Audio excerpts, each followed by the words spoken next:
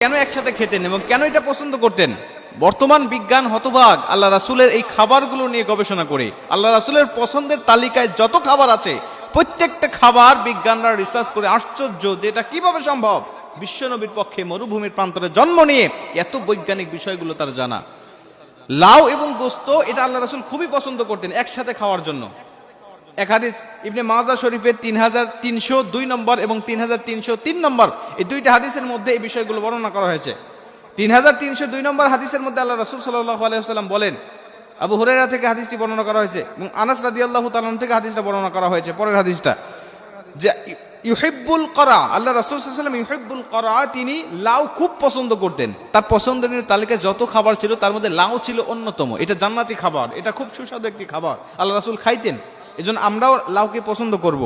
অনেকে বলে যে আমি লাউ পছন্দ করি না, এটা আমাদের বলতে পারবো না, এটা আমাদের বলা ঠিক হবে না, কারণ আল্লাহ রাসূল যেটা